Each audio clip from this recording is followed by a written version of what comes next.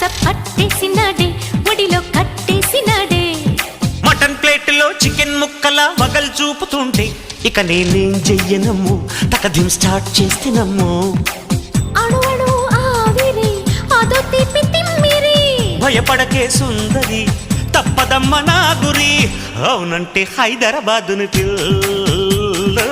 రాసిస్తారా వేలా జిల్ జిల్ కాదంటే వింటావా ఓయల్లో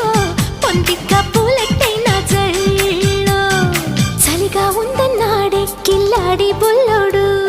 చలి చంపేస్తా ఉంటే ఏం చేయనే ముల్లమ్మా